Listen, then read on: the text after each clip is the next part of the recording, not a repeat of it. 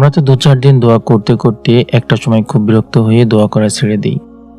এই ভিডিওটি দেখুন, ইনশাআল্লাহ অনুপ্রাণিত হবেন। ঘটনাটি ইমাম আহমদ ইবনে হাম্বল রাহিমাহুল্লাহর। একবার ইমাম আহমদ ইবনে হাম্বল রাহিমাহুল্লাহ শামের উদ্দেশ্যে যাত্রা করছিলেন। রাতে যাপনের জন্য তিনি একটি মসজিদে প্রবেশ করলেন।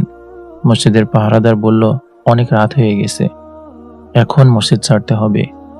মসজিদ বন্ধ করার সময় হয়ে গিয়েছিল। ইমাম আহমদ পাহারাদারকে জানালেন যে তার আর রাত কাটানোর জায়গা নেই। তবুও পাহারাদার তাকে বের হয়ে যাওয়ার জন্য জোর করছিলেন। চিন্তা করুন, ইমাম আহমদ একজন যুগশ্রেষ্ঠ ইমাম। তিনি যদি চাইতেন তো নিজের পরিচয় দিতে পারতেন, তিনি যা চাইতেন তাই পেতে পারতেন, কিন্তু তিনি তা করেননি। তিনি তার জিনিসপত্র নিয়ে বেরিয়ে এসে মসজিদের সিঁড়িতেই শুয়ে পড়লেন। পাহারাদার বাইরে বেরিয়ে ইমাম আহমদকে পা ধরে টেনে হিঁচড়ে তাকে রাস্তার মাঝখানে রেখে চলে গেল। রাস্তার পাশে এক ধার্মিক রুটিওয়ালার দোকান ছিল। সে ইমাম আহমদকে ডেকে নিজের সাথে রাতে থেকে যেতে বলল। সে রাতভর রুটি বানায়, তাই ইমাম আহমদ তার স্থানে ঘুমাতে পারবেন। রাতে ইমাম আহমদ একটি অভাবনীয় দৃশ্য দেখলেন। রুটিওয়ালা রাতভর কাজ করছিল। সে ময়দা গলে রুটির খামির বানাচ্ছিল, আবার কখনো বা রুটি সেকছিল। কিন্তু এসব কাজের মাঝেও সে রাতভর আল্লাহর জিকির করে যাচ্ছিল, তাসবিহ জপছিল। ইমাম আহমদ তা দেখে বিস্মিত হলেন। এই লোকটি রাতভর আল্লাহর জিকির করছিল, অথচ আজকাল মানুষ কত তাড়াতাড়ি জিকির করে ক্লান্ত হয়ে যায়। ইমাম আহমদ রুটিওয়ালার কাছে জানতে চাইলেন যে কতদিন ধরে সে এ আমল করে যাচ্ছে।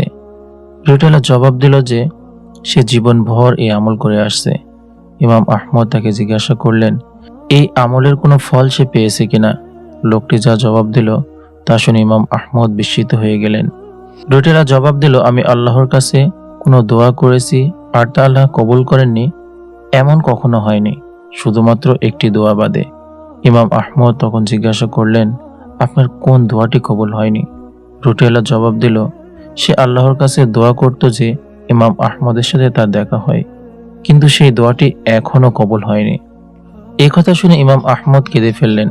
তিনি রুটিওয়ালাকে বললেন, সুবহানাল্লাহ, তিনি তো হচ্ছেন আল্লাহ। তিনি আমাকে টেনে হিঁচড়ে তোমার দোকানে এনে ফেলেছেন, যেন আল্লাহ আমাকে দিয়ে তোমার দোয়া কবুল করাতে পারেন। দ্য পাওয়ার অফ দোয়া।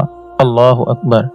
এই জীবনে আজকে আমরা যে বীজ বপন করে চলছি, পরবর্তী জীবনে এর ফসল আমরা তুলতে পারবো ইনশাআল্লাহ।